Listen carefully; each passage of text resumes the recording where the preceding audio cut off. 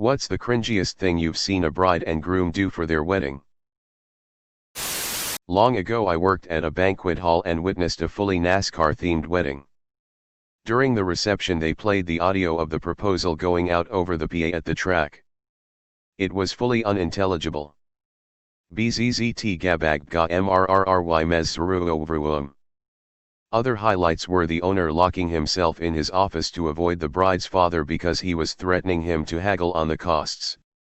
In the end we had to call the police because the bride in gown climbed over the bar to steal more sweet MGD after we had closed the taps and the event was over.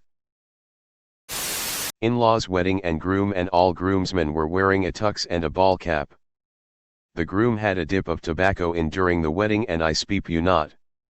His groom's cake was designed like a Copenhagen can. At my cousin's wedding, they did the thing where the groom removes the bride's garter and tosses it to all the single guys. I guess none of the guys wanted to be next to be married. Because once the groom tossed the garter, no one grabbed it. It just landed on the ground a few feet in front of a crowd of motionless guys. The groom tossed the garter 3 times before one guy half-heartedly picked it off the ground. The bride wouldn't look at any of those guys for the rest of the night. I was a photographer for a wedding where the bride was marrying a man with 2 kids from a previous relationship. I was in the bridal suite when the bridal party was getting ready and all of the bridesmaids had matching silk robes. The flower girl groom's daughter was there too. They asked me to take a group photo of the bridal party and one of the women in a silk robe was standing awkwardly to the side. I thought she was just shy or something so I waved her into the photo and the room got dead silent and the bride was like, "Oh no. We don't want her in the photos," and glared at me like I should have known that. Apparently she was the groom's ex-wife and was there to take care of the flower girl, but why did you give her a matching bridesmaid robe? I wanted to crawl in a hole and die.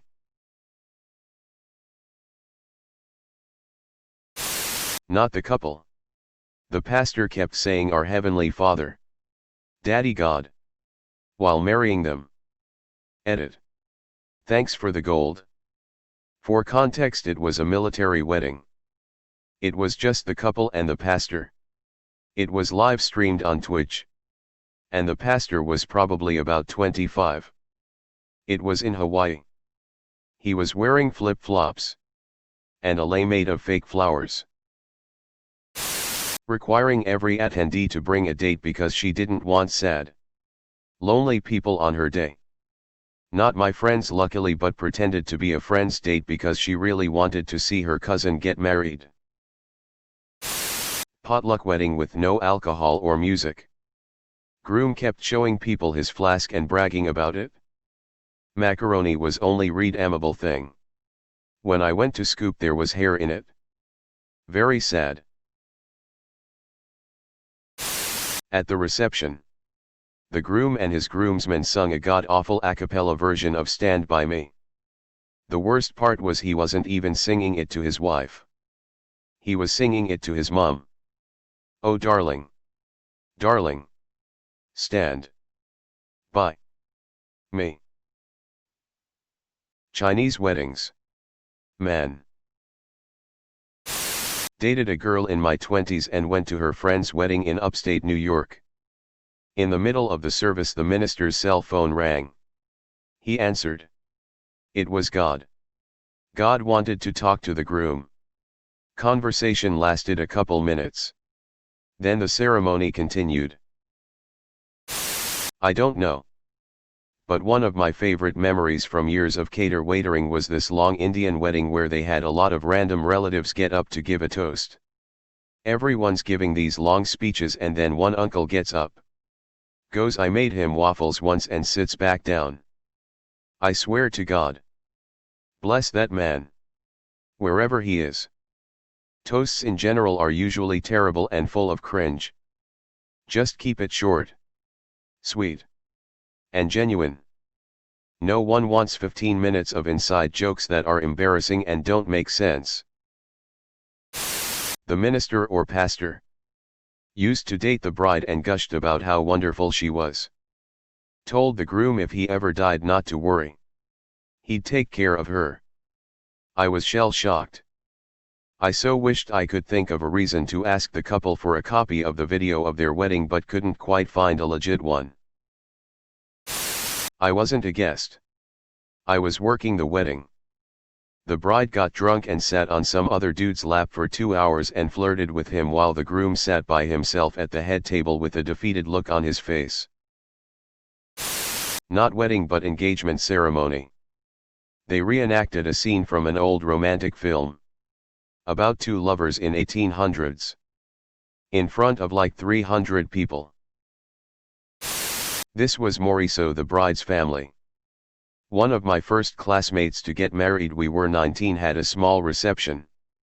Mostly family and friends from high school, nothing wrong with that. They decided to auction off the garter belt.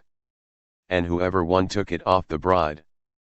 Most of us were poor college students. So the only people bidding were her dad and uncles. It was super uncomfortable. Edit. I did not expect this reaction. So to answer the most common questions.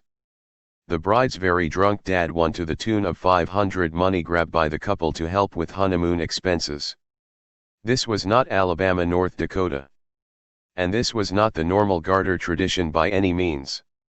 Just a particularly cringe-worthy version of an already cringy tradition.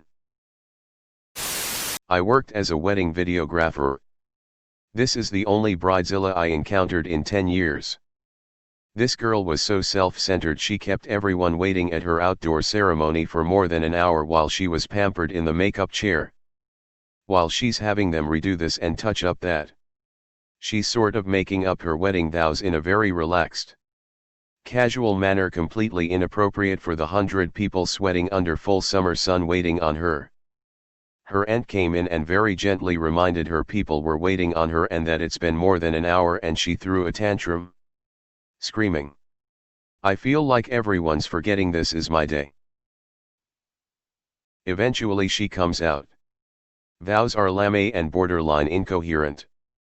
And one of the groomsmen, sweltering undercoat and vest and shirt and sun, passes out from heat exhaustion. The officiant whispers to ask the couple if they should stop and make sure he's okay, and she goes, "Nah. He's just being dramatic. Keep going." As the couple is headed back up the aisle, an ambulance can be seen arriving to tend to the poor overheated groomsmen. They sang their vows to each other. Neither had a singing voice. Vows were generally bats beep crazy. Like submissive in the bedroom. And not asking about where she was going. The auto-tune microphones were a terrible idea. Their vow songs shared a chorus and it was awful, and they expected the guests to sing along with the chorus. The vow singing lasted 20 minutes. Pure cringe. Speeches. My God. The speeches. Here's the backstory. The reception was scheduled for right after the ceremony but at a different location. We couldn't eat until the wedding party got there. They showed up 2 hours late because they were cruising around on the party bus and drinking. After showing up they decided to do the speeches before dinner. Speeches from the best man, the maid of honor, a few parents and random people. I've never listened to so much boring crap. It took more than an hour to get through them all. So basically everyone sat around with no music and no food for 3 hours. The bar wouldn't open either, so we had only water to drink. Nearly everyone, including me, left after eating. It was disrespectful to their guests. It's a tie between my sister breaking her knee seriously at her own wedding dancing to the Cotton Eye Joe and my stepsister having her reception at an honest-to-God truck stop while 6 months pregnant. In her defense, the food was good, but wow, was it weird walking through a gas station in formal wear. At the beginning of the reception, we all had to stand up and sing the national anthem. To be clear, this was in another country I'd never been to a wedding in before. So I thought, okay, maybe this is just a tradition I've never heard of before here. Then I told this to other people. And they were all like, no. That's just really weird. Also, at that wedding the father of the groom ended his speech with what I'm sure he thought was an amazing joke. On how it's easier to build a bridge to Hawaii than to understand what a woman is thinking. It would have been awkward enough had the man not also been standing between his ex and current wife as he was delivering it.